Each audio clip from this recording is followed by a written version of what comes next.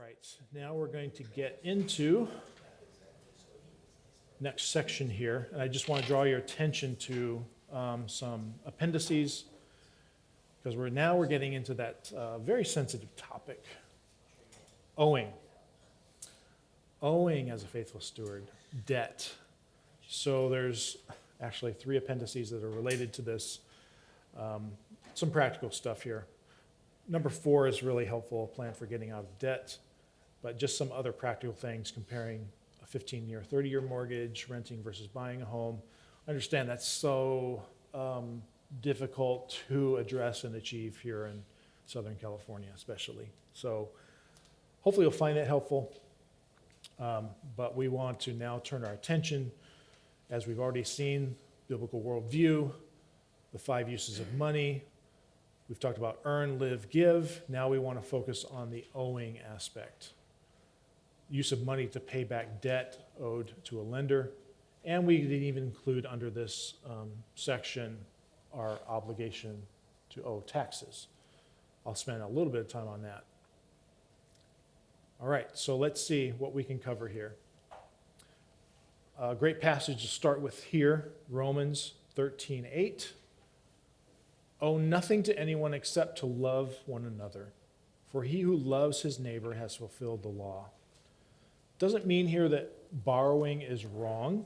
That's not what the Apostle Paul is saying. He's saying the one thing that we are obligated to owe, the one thing we owe each other, is the obligation to love one another. That's what we owe to one another. And so that pales, everything else that you owe pales in comparison to that. All other obligations pale in comparison to that. Okay? So let's examine now some heart attitudes. Again, we moved that heart of pride to gratitude, heart of coveting to contentment, heart of indifference to love, and now we want to look at a heart of impatience to a heart of patience. A lot of our debt that we incur is because we are impatient and self-indulgent and got to have it now. And everything around us tells us we got to have it now, and you got to have more. So get it now, pay later, right? That's the whole mentality. That feeds on impatience. But look here what we find in Psalm 37. Rest in the Lord and wait patiently for him. Do not fret because of him who prospers in his way, because of the man who carries out wicked schemes. Cease from anger and forsake wrath. Do not fret, it leads only to evil doing. For evildoers will be cut off, but those who wait for the Lord, they will inherit the land. Yet a little while, and the wicked man will be no more. And you will look carefully for his place, and he will not be there. But the humble will inherit the land and will delight themselves in abundant prosperity. So the impatient person ends up fretting and worrying, just leads to evil. But the patient person who trusts and rests in the Lord finds contentment there and receives what the Lord gives when he determines it will be given. Proverbs 21:17, he who loves pleasure will become a poor man. Got a lot of credit card balances. Maybe they're for some legitimate reasons, but my guess is a lot of those have been to indulge self. And he who loves wine and oil will not become rich. If you like a luxurious lifestyle, spend all that money, that's where your wealth is going to go, on that. Okay? Living on credit is not true wealth. That's a false wealth. Bought all this stuff to look a certain way, to drive a certain car, to live in a certain house, but I did it all on credit. That's not true wealth. Living on credit is actually an indicator of lack of self-control in many respects. Proverbs 25:28, like a city that is broken into and without walls is a man who has no control over his spirit. So a heart of impatience is restless because it's filled with covetousness. I want things. I don't have them. The result is fretting and impatience in my heart. Cortines and Baumer write this: perhaps the prevalence of consumer debt in our culture is merely the symptom of a deeper hidden problem. Could there be a sin pattern that is so pervasive, so normalized, that we're blind to it? Even as it consumes our lives and hinders our ability to connect with and serve God. The sin of coveting, which we've already taken a look at. As I've said, all these are related to one another. The heart of impatience is unwilling to wait to obtain what it wants now. Impatience is closely related to discontentment and covetousness. The heart of impatience is lazy and unwilling to plan for the future. The heart of impatience prefers the appearance of wealth above the reality of wealth. You've probably read or heard about it, at least the book called The Millionaire Next Door. The person that you didn't know was a millionaire because they don't have a lavish house, they don't drive a brand new car, they don't have the latest designer clothing. Why? Because they did without those things and lived very humbly and acquired some wealth. That could be a good thing or a bad thing, right? If they're building that wealth just for themselves, but if they've built wealth within a proper understanding that this all belongs to the Lord and they're using it properly and they're being generous and all those things. So we could get into that, but just the fact that not everyone you see that looks like a millionaire is a millionaire or a multimillionaire, whatever that is. And some people that you do see that you think they have nothing, they may have much more because they were wise rather than indulging themselves. The heart of impatience can lead to an overwhelming load of debt, creating a self-imposed bondage and a sense of hopelessness from ever being able to climb out from under the burden of that debt. The heart of impatience makes foolish and unnecessary purchases. It robs one of the ability to change one's mind about the object of purchase, either to purchase something else instead or not purchase at all. In economics, we call this opportunity cost. You have limited resources and choices must be made. So you have limited resources, you spend those resources on A, but now you're regretting purchasing A and rather you would have B. Well, too late. You made a choice based upon your limited resources. Oh, I should not have spent all that money on that. I should have saved it and used it for this. Right? Okay? And when we purchase assets that decrease in value or depreciate in value with credit, it's a double negative. Not only is that asset that I bought on credit depreciating in value and becoming worth less and less than I paid for it, I'm also accruing interest over here on whatever credit I used. So now I've got a double negative. I bought an asset, that asset is going down in value, it's depreciating, and now I've got to pay interest in order to pay back what I borrowed for that. The heart of impatience tends to purchase more than can be paid back. Doesn't look to the future, looks to now.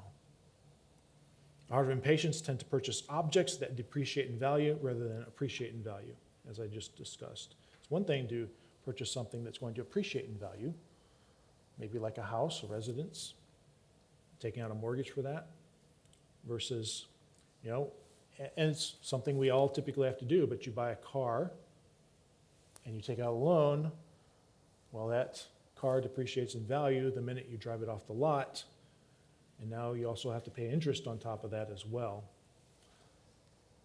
Okay? So, that's the heart of impatience. How about the heart of patience?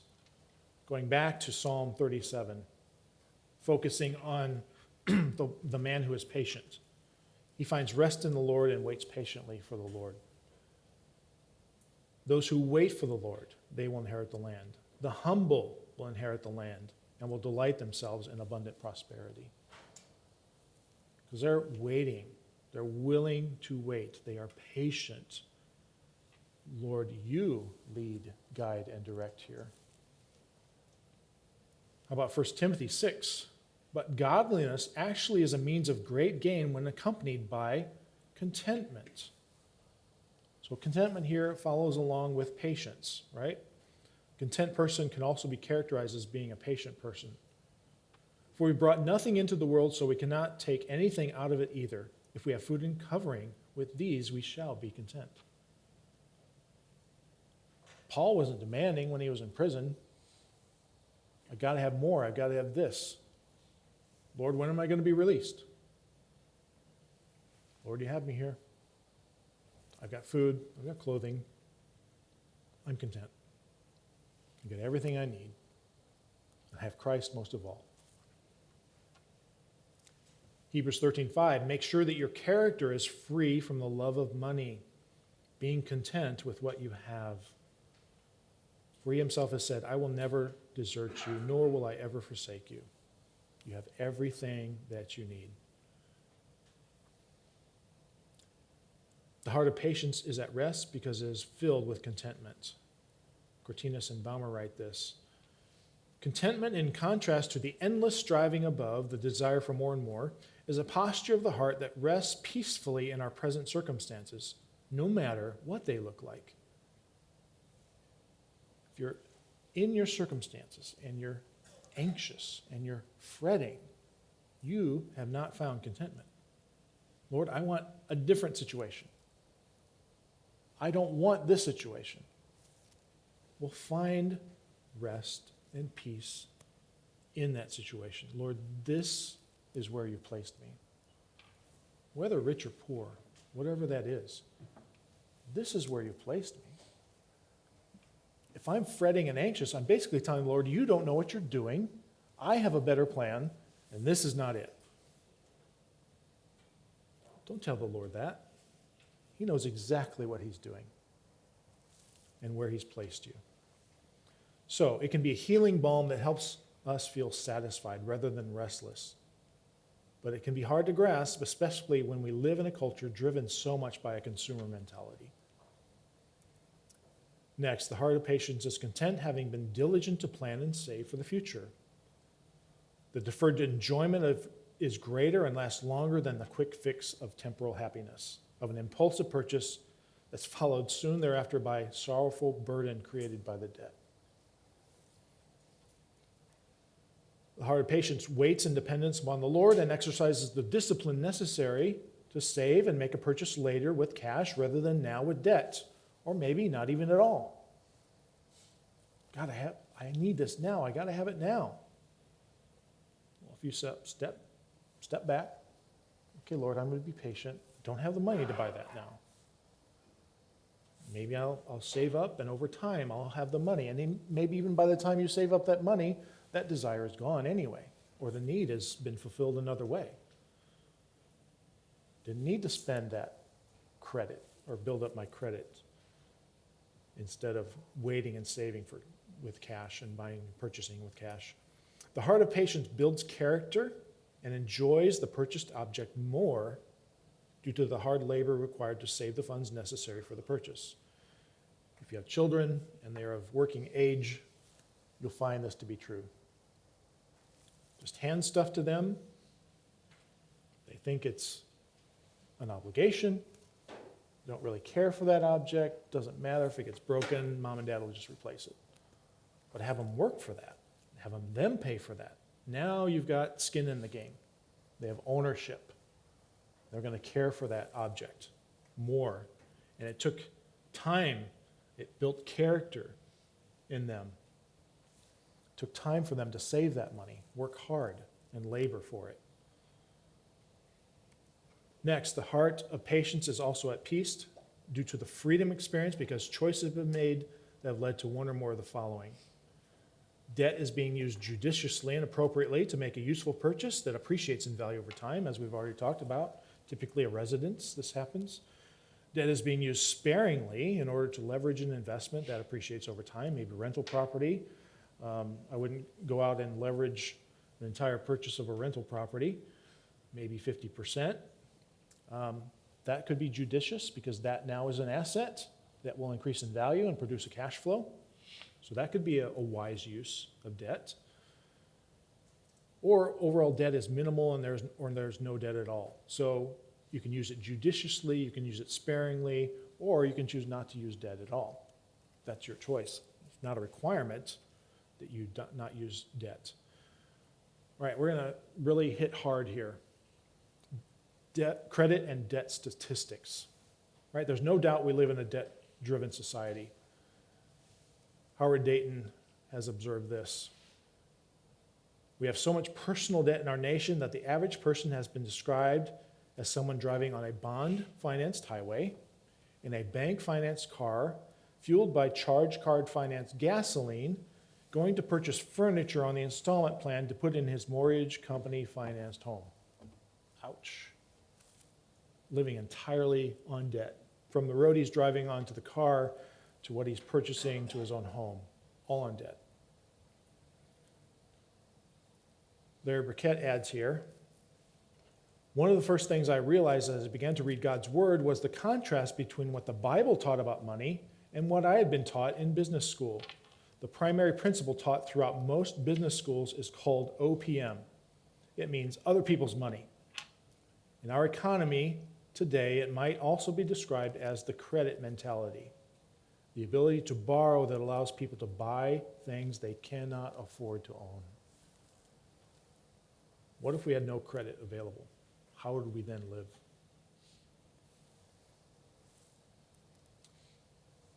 The debt load in the U.S. is staggering. Looking at these statistics, average debt per U.S. household, mortgage debt, $219,000. Student loan debt, $59,000. So this is taking all the debt out there, averaging it among the households in the U.S. Auto loan debt, $29,000. Credit card debt per U.S. household, $5,900. That's just the average across the entire U.S. of households. Now, total debt by Americans in the following categories. 11 trillion in mortgages, 1.6 in student loans, 1.5 in auto loans, 925 billion in credit card debt. So here, now, at this present time, credit card debt is the fourth largest source of household indebtedness. Used to be the second. I'll kind of tell you what happened. So prior to COVID, largest debt, mortgages, probably second largest was credit card debt, maybe even student loans, because student loans have just ballooned in the last few years. They've taken second place where it used to be credit cards. So student loans were probably at the second place there. Then it was credit card debt, and then auto loans. What happened? People received stimulus money, they paid down their credit card debt, and they went out and bought cars. Right? So auto loans going through the roof, credit cards going down, but quickly, now that there isn't the stimulus money, that credit card, that's going to go back into third place probably before too long. It's just going to climb. Okay, and that's kind of what is described here. I won't get into all the details, but I just kind of wanted to give you an overview of that, just so that we can, kind of move along here. All right, so credit card debt has been lower because of tighter access to credits, but now that that has opened up, that's going to just start going up higher. Creditors became more lenient after the crisis, this is the 2008 crisis, credit cards rising tremendously since consumers failed to learn from history and achieved a false sense of security. Oh, things are good. Now we can just start putting things on credit again. Then during COVID-19, average credit card balance fell because they were being repaid by stimulus money, but because you can't put trillions of dollars of liquidity into the economy and not have inflation. inevitable result. Okay, so during COVID-19, government says we got to stimulate the economy, keep things going. We're going to pump trillions of dollars into the economy. Inevitable result. This is no surprise what we've been facing the last year. No surprise at all. Any economist would tell you, who understands the basics of economics, this is the inevitable result. Inflation. So we're paying the price for all that stimulus money. That's why we have this inflation. We're paying the price for that now. Okay? So enough about that. We understand that we live in a debt-ridden society. Yes? Pretty obvious. So now let's get into some biblical principles related to borrowing and lending. First of all, we just want to define debt. When debt is applied to our finances, something that is owed, an obligation that must be repaid, or the state of owing something to someone else, of being deeply in debt. Typically refers to money that is borrowed and must be repaid. Dictionary defines debt as money or property which one person is obligated to pay to another. Includes money owed to credit card companies, bank loans, borrowed from relatives, home mortgages, past medical dues. That's all falls under debt. Now, what we don't often associate with debt is the morality of it. Is there a moral aspect to debt? And we're going to find out that there is. But first of all, we need to state clearly, money itself is neither moral nor immoral. Right? Paul didn't say it's money that is the root of all forms of evil. He said the love of money is the root of all forms of evil. So money itself is morally neutral. It's a tool that can be used for good or evil. In the same way, debt is morally neutral. Debt in and of itself is an instrument that can be used for good or for evil. It's not debt itself that is evil, but it's abuse of it or wrong use of it that we would consider evil. Even though debt is amoral, meaning it's a neutral thing, there is the following caution from Larry Burkett. There's nothing unbiblical about borrowing money. Scripture does not prohibit borrowing, but there's not one positive reference to borrowing money in all the Bible. Take that into account. All references to borrowing money are negative. Most of them are warnings, because it's so easy to abuse, to indulge ourselves. The moral issue enters the picture when it comes to the usage of money and debt. In other words, it's the usage, what I do with either that money or that debt, that becomes the moral aspect of it. Whether I use it wisely or foolishly. For example, gold or any other precious metal is in and of itself a morally neutral object. It's neither good nor bad, morally speaking. But a person's desire for gold or the usage of gold is the moral issue. A person can have lots of gold, not love it. Another person can have no gold and still love it. You don't have to have money to love it. You can not have it and love it, or gold in this case. Verse is also certainly true. A person can have lots of gold that loves it, while another person can have no gold and not love it at all. So someone with an improper view and abuse of debt falls into the category of the person that loves gold but does not have enough of it to feed his or her lusts. So beware. That is an ungodly attitude that can lead to financial bondage due to the improper use of debt and the false and deadly perception that credit cards are some form of gold. They are not. How are credit cards marketed? Gold Visa card, platinum Visa, titanium, silver. Just think about it.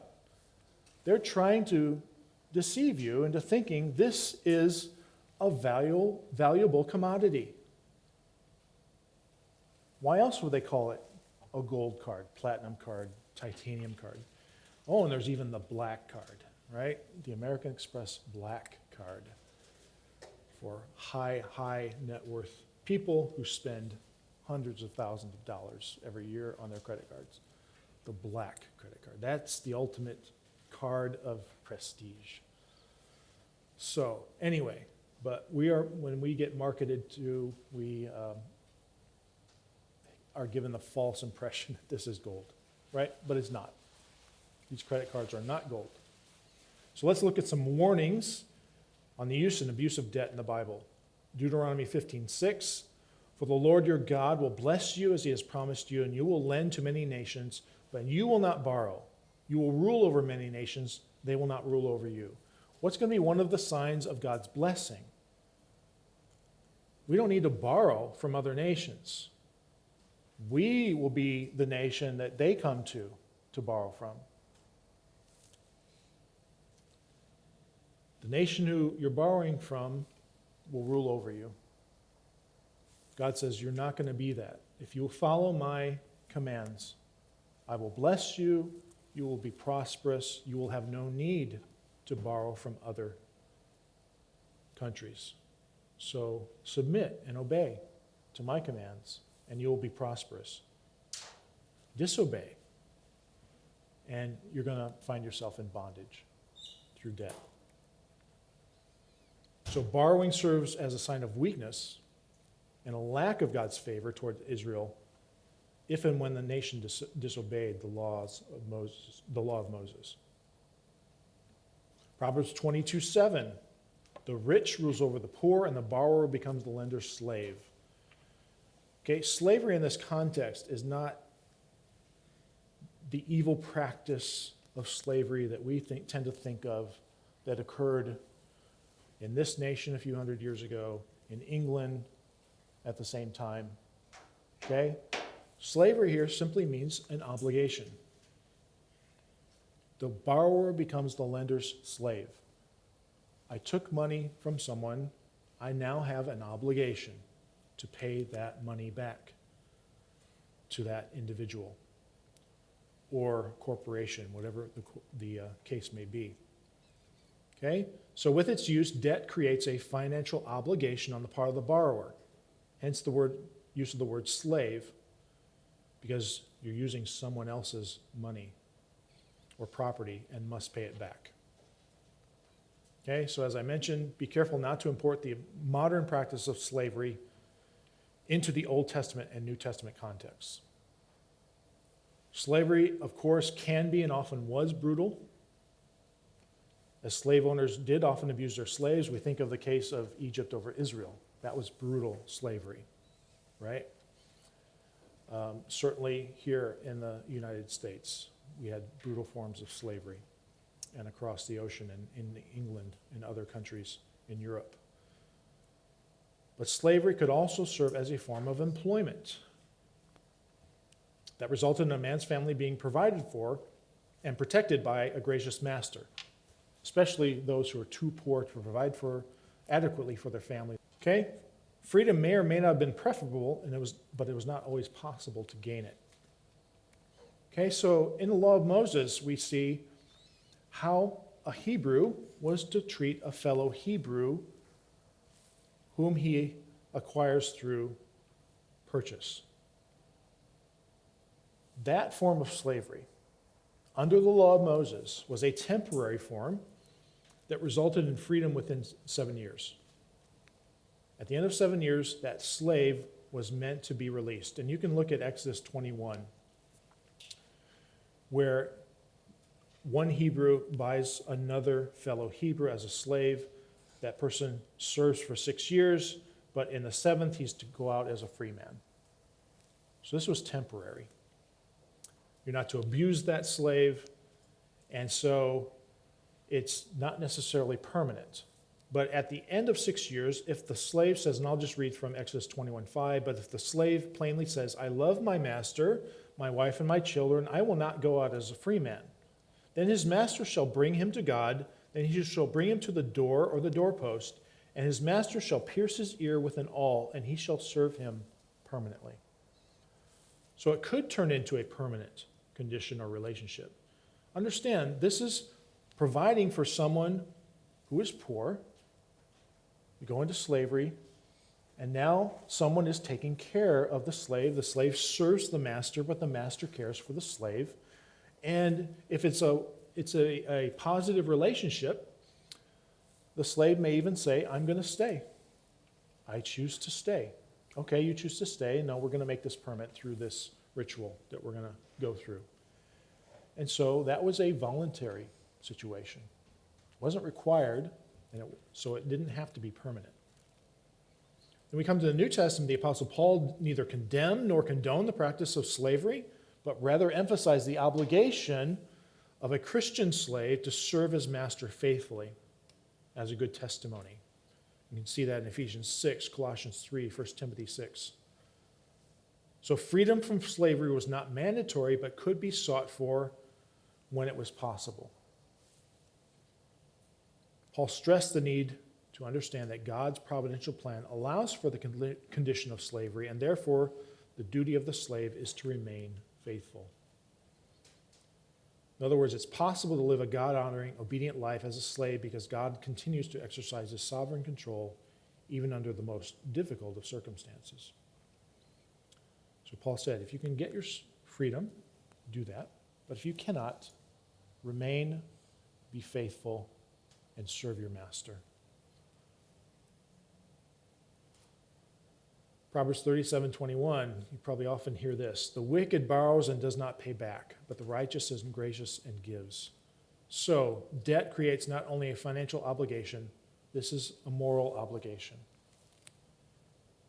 Because the comparison here is, this is what the practice of the wicked person does. They borrow from someone with no intent of paying it back. They are wicked. That's a description of who they are. I don't think we want to fall in that category. I borrow with no intention of paying back. That's wicked. That's a description of the wicked person. Okay? You're in effect stealing because you're taking something from someone with no intention of returning that borrowed property to the owner. Psalm 112. Praise the Lord. How blessed is the man who fears the Lord. So here's a God-fearing man and what he delights in, how he will be blessed. He'll have wealth and riches in his house. His righteousness endures forever. And what is a description of that man? It is well with a man who's gracious and lends. He doesn't take from someone else and with no intention of returning what was borrowed. No, he's been blessed and he's willing to lend because he's gracious. Right? On the other hand, lending as well as giving to those in need is considered to be a moral virtue that characterizes the righteous man versus the wicked who borrows and does not pay back. Matthew 5. Give to him who asks of you, and do not turn away from him who wants to borrow from you. So the righteous and gracious man either gives or lends to those in need. The conclusion is that lending can be a virtuous activity and can indicate the character of strength and kindness for those who are rich yet righteous.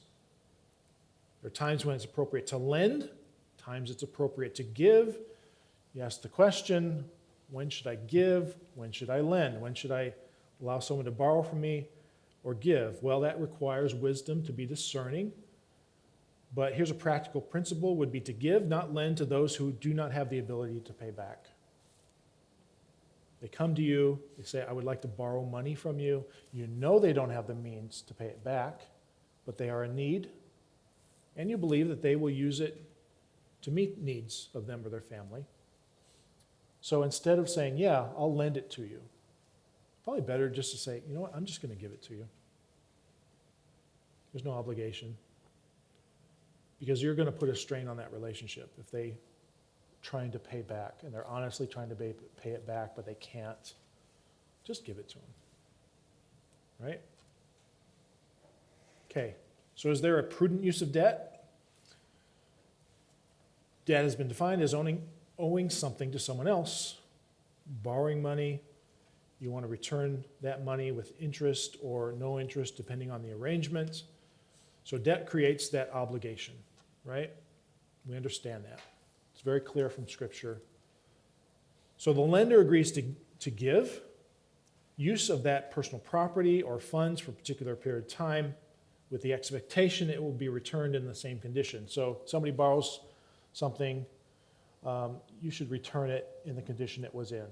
We're not talking just about money here, right? So they expect, hey, I let you borrow my wheelbarrow or whatever. Don't bring it back to me broken, right?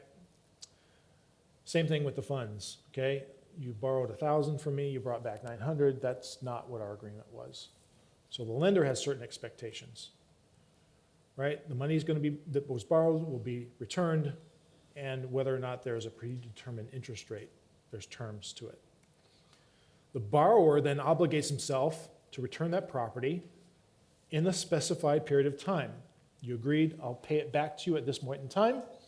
That's your obligation to do that. Don't use it foolishly.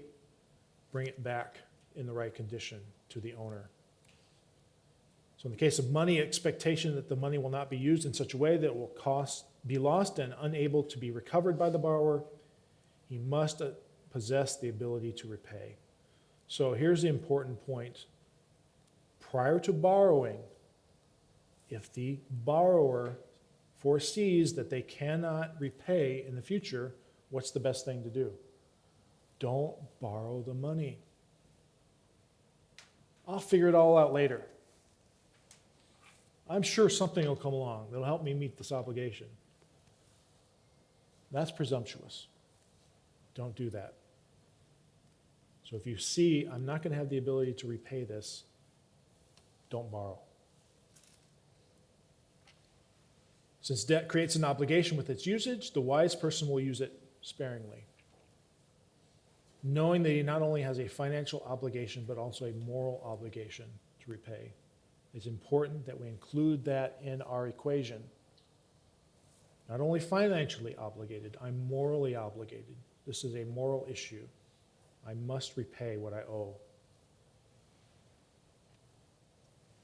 Here's a big one. Even though the lender may be a faceless credit card company versus an individual person, does the obligation to repay remain the same?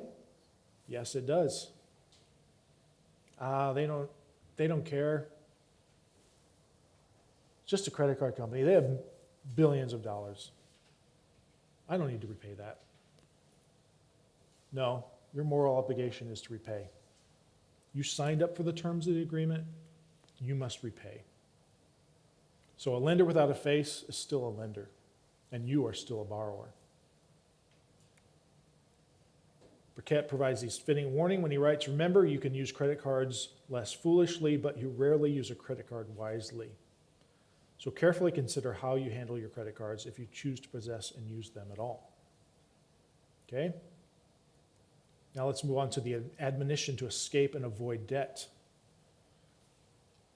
Debt facts and considerations here. Dayton states, in recent years, more than 1 million individuals filed bankruptcy, more bankruptcies than during the Great Depression. Consumers now spend approximately 1 out of every $5 in take-home pay on personal debts, not including the home mortgage. Financial tension is consistently cited as one of the reasons marriages end in divorce.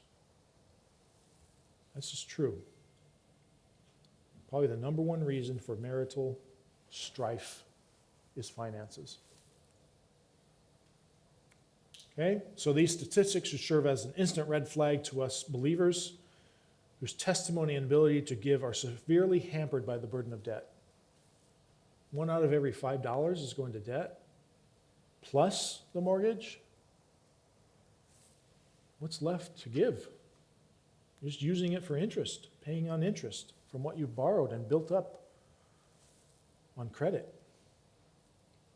Christian marriages are also placed into jeopardy when the burden of debt results in strife and breakdown in communication between husband and wife. Those who are married should never allow money issues to develop a wedge between the two of them. It so easily happens. So much marital counseling occurs as a result of the misuse and abuse of finances or debt. debt fallacies and corrections. You must transform your thinking from a short-term payment mentality. You go to the car dealer, what do they ask you? How much can you afford to pay each month? Doesn't matter what the end result is going to be. They just want to know what you can pay. All right, we'll find a plan to fit your ability to repay. So that's a mentality that says, I got to have it now, as long as I can afford a payment. Yeah, great, I can afford it. I can afford the payment. But you need to change and transform that thinking into a long-term total cost mentality. And now, those creditors are obligated to share with you what you're going to be paying in total. Like your credit card statement will tell you, if you pay the minimum payment, this is how long it's going to take for you to pay off that balance and how much interest you're going to be paying. Same with your mortgage, your car loan. That's now an obligation to let you know up front. So take a look at what you're paying in total versus a payment mentality. What is this going to cost me in total, in principal and interest? That might make you step back a minute and say, maybe I should not make this purchase. The misuse of debt is often based on the false premise that God will provide no matter what. Yet that presumption is sin, especially when we use debt to finance, indulge our wants and desires. And I say this very matter-of-factly. For the believer, it's improbable that a person, a believer, a Christian, would ever need to utilize debt to meet genuine needs. Is our God not able to provide when he promises that he will? So be cautious there. He doesn't need to borrow to meet your needs. If there are genuine needs, that's what we're talking about here. Highly improbable that you need, you may have done something to lead to that condition where you've mishandled funds to where now you're in a position that just to make ends meet, I have to use credit. But that's because you've made some certain foolish decisions prior to that time. All right? But if you do things the Lord's way, he's going to provide for you. And you're not going to find yourself in that situation. Misuse of debt is also based on the misperception that the way in which a person uses debt is not a moral issue, and payment of debt is not a moral obligation on the part of the borrower. Nothing could be further from the truth. Right? So this goes back to that heart of indifference. I don't care if I pay my debts on time. It doesn't have nothing to do with my spiritual condition, my sanctification.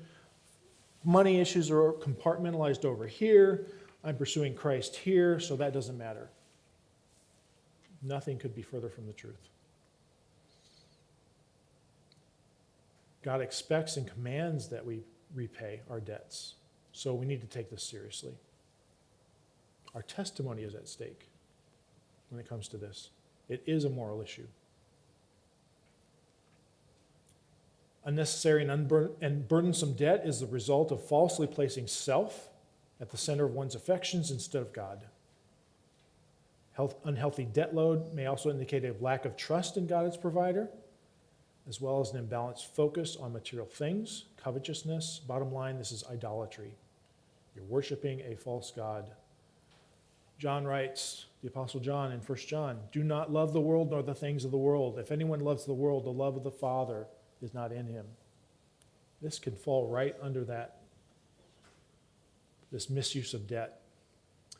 For all that is in the world, the lust of the flesh, the lust of the eyes, and the boastful pride of life is not from the Father, but is from the world. The world is passing away and also its lusts, but the one who does the will of God lives forever.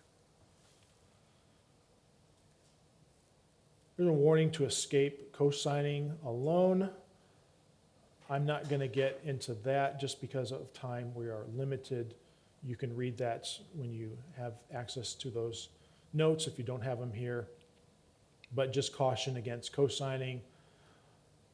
Basically, 75% of the time, the person who co-signs ends up paying. So be cautious with that. Scripture gives us clear warning on that. Proverbs 11:15. Be careful. Proverbs 17, lacking sense. Don't be among those who give pledges, among those who become guarantees for debts. Proverbs 6 describes a father speaking to his son. If you've done this, get out of it. Get out of it as quickly as you can. Deliver yourself.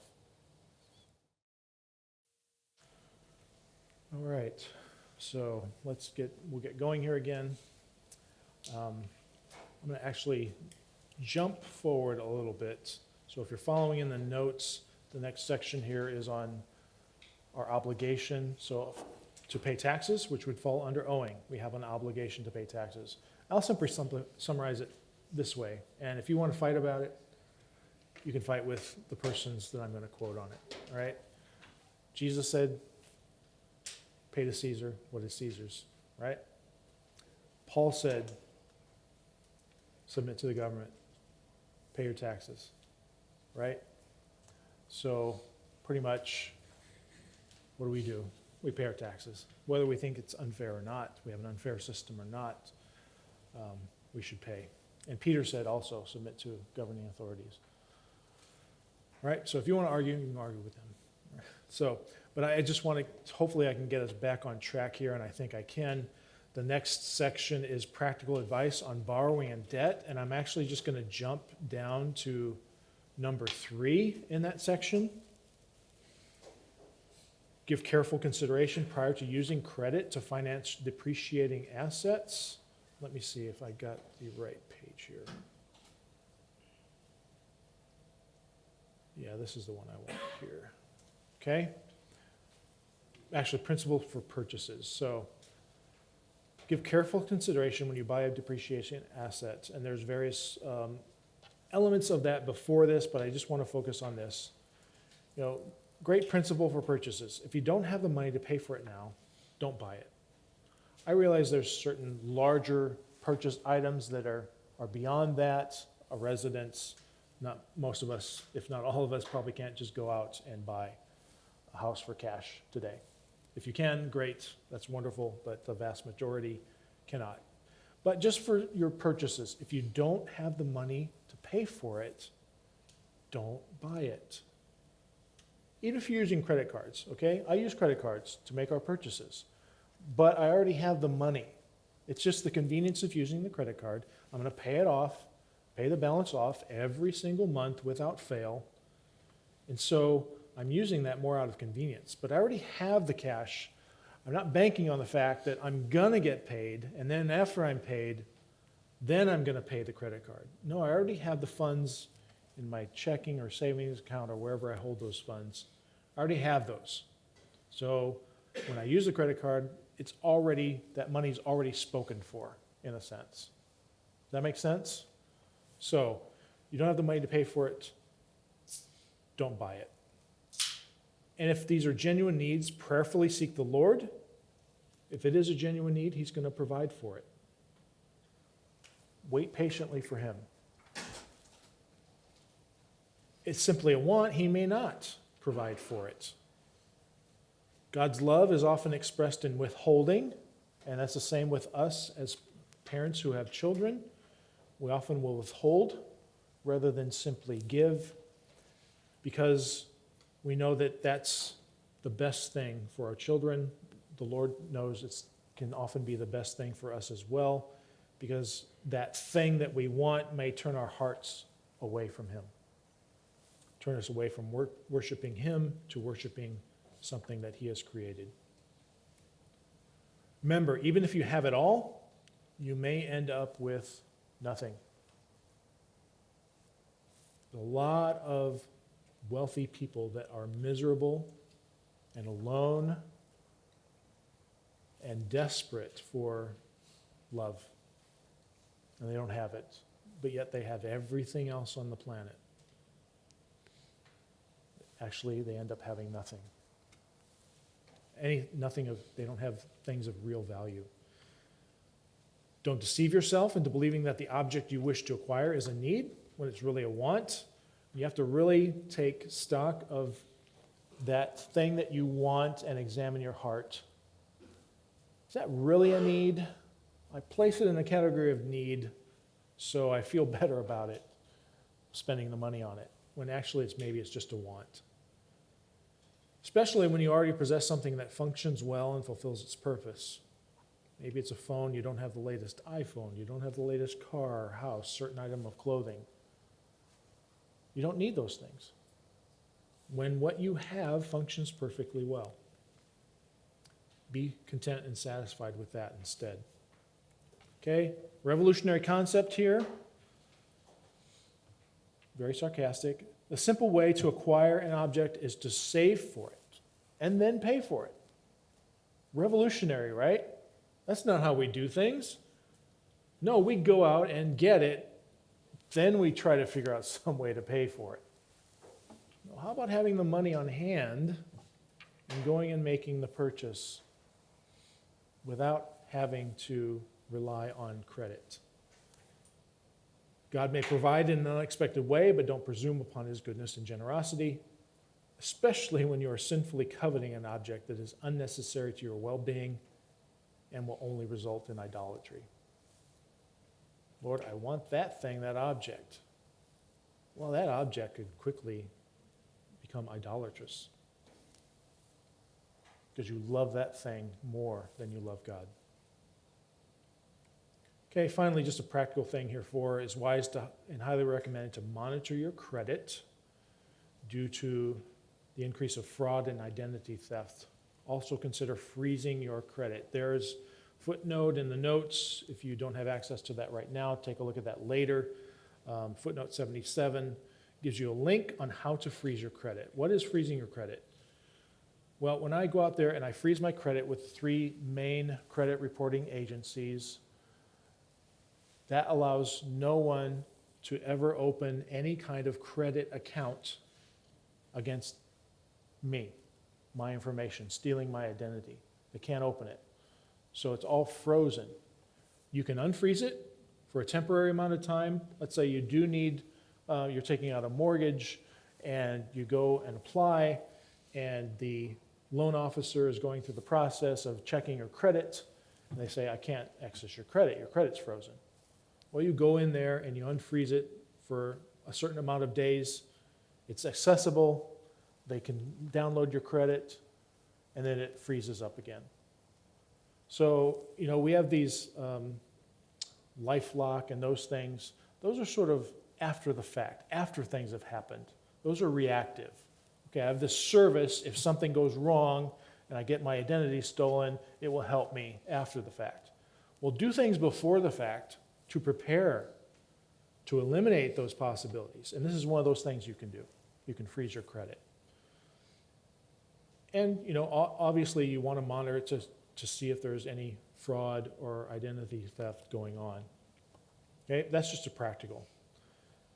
Now, here's something that I use in my own life. These are principles that I use, and they're non-negotiable when it comes to credit card use because it's so easy to misuse and abuse. If you don't have these in place, don't use credit cards. That's why I say they're non-negotiable. From my perspective, my opinion, I'm just sharing that with you from my own experience. Number 1, we've already talked about this. Only purchase items that you already have the money to pay for within your budget. So avoid purchasing items on impulse with credit. That can be challenging. Oh, just put it on the credit card. Put it on the credit card. Easy, easy, easy. Then the credit card bill comes and you're like, whoa, had no idea. I guess I just have to pay the minimum. Okay, so you already have the money. It's there in your account and you're just using that credit card because it's convenient. All right? You can choose to use a debit card and have it come directly out. But if there are certain benefits to using that credit card, you can obtain those benefits. Number 2, pay off the balance entirely every month prior to your payment due date. Never pay just the minimum. Never carry a balance or pay interest. I've started with credit card back in the 90s, so 30 years. This is non-negotiable. This is what I've done in my own life, in our married life. Have the money. If you're going to use a credit card, have it already on hand. Number 2, pay off that balance every month. Never, ever pay a penny in interest. If you're doing that, there's trouble. You've got trouble. Number 3, and this is hard to do, don't spend any more than you would spend if using cash or debit cards. If I'm carrying around cash in my wallet and I go and there's an impulse buy this or that, is it easier to do with a credit card? Probably so. Versus, I've actually got to take this cash out and I see it leaving my wallet for that thing I'm buying. There's the transaction that's taking place right there. So if you're prone to spend more just because you have a credit card, don't use the credit cards. Limit your spending to what you would plan to spend on, and don't use that credit card out of a convenience to buy impulse items that you wouldn't typically buy if you just were paying cash for them. So, very important.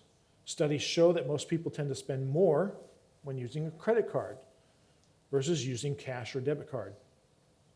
So if you do this, stop using credit cards. Number 4, this is optional. Use a credit card that pays you for using it instead of you paying the credit card to use their card, instead of you paying interest.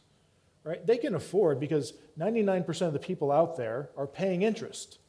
So they can afford to pay me. I'm not giving them any interest. They can afford to pay me a little percentage off for each of my purchases. It doesn't hurt them at all, because they're getting 99% of the rest of the people are paying them tons of interest. So that's another reason I use a credit card. Cash back on this, reduction here. Yes, sir? Isn't that kind of like taking advantage of somebody else's poor decision making? Am I taking advantage of someone else's poor decision making? Well, my obligation is with the credit card company. My obligation is not with the other borrowers. I don't have that obligation to them. If the credit card company says these are the terms we offer you, and I take them, and I don't think they're immoral. Okay? These are the terms that they are offering me, and am I causing other persons? I don't believe I'm causing other persons to use credit cards so that I can get that benefit, right? So it's got to, that line has to stop somewhere, to where you say, where am I obligated out of love to reduce my activities that could be harmful to others? And so you got to give that consideration. If that becomes your conviction, then you got to follow that. But personally, I wouldn't hold that. Okay? So the credit card company is paying me a little bit to put gas in my tank or make purchases here. Then I'm going to take advantage of that. I'm going to use that. So I can get benefits from using that card. I'm reducing the purchase price, basically, of whatever I'm buying and getting cash back on that. Okay, so you can use a rewards card, a cash back card. I don't use any cards that require an annual fee, and never carry a balance. So the bottom line, if you break any of the first 3 in particular, you don't necessarily have to use a credit card, number 4, that pays you back or rewards you. But the first 3, I would say, immediately get rid of your credit cards. If you're breaking those first principles, those first non-negotiables. And what I like to call that plastic surgery. Pull out the plastic, cut it in half. That's plastic surgery. Okay? So if you have those problems, get rid of those cards and just use cash or debit cards. All right? And that can be challenging to do. But you've got to break the cycle somewhere. You've got to break the bad habits. Cut them up. Get rid of them. Okay? If the temptation is too great, wisdom dictates that it's best to avoid the use of credit cards altogether. Right?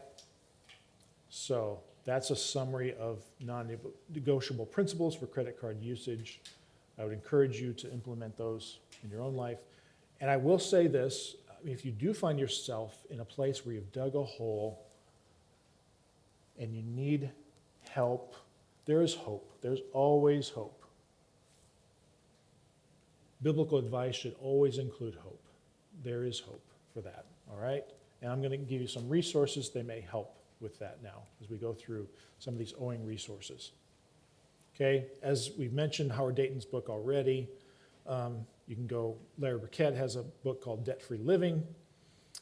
Crown Financial Ministries has a debt elimination package, which you can order there online. A couple of online resources, though. Okay, so Christian credit counselors. You find yourself in 4,000 more or more of a balance in credit card debt. Get in touch with this nonprofit organization. They are going to help develop a budget for you. They are going to help consolidate your, not consolidate, because they're not a debt consolidation service, but they're going to help you manage that debt properly. And most people who participate in this end up paying their debt down 80% faster than if they were trying to do it alone. Because CCC has agreements with various credit card issuers to reduce interest rates, okay? You go to them and you say, okay, I've got this problem, I've got $8,000 in credit card debt, help me develop a budget to pay this off. They're gonna help you with that.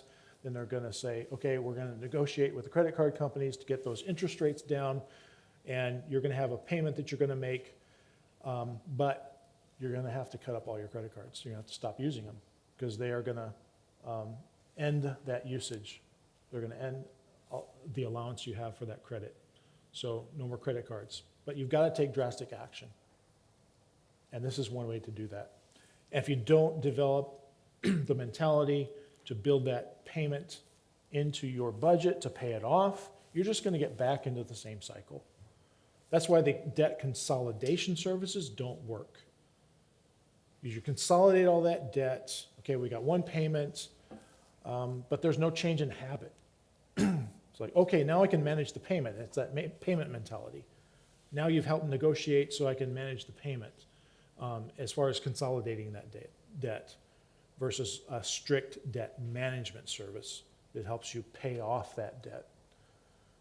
Okay, so if anybody's in that condition, I would recommend this. And the fee is minimal. I'm not even sure exactly what it is, but I know it's very minimal. It's very much worth it. Especially with all the interest you're going to save. And then you're going to get into a new habit, right? Because if you don't get in a new habit, it doesn't help you at all. Then that website I've mentioned already, Faith and Finance, faithfi.com, numerous articles, podcasts related to debts that can help you there. All right? So any questions now? I know we've asked a few along the way, but does that raise any particular questions that you'd like me to address at this moment? Looks like our food is also arriving, so pretty good timing, I think.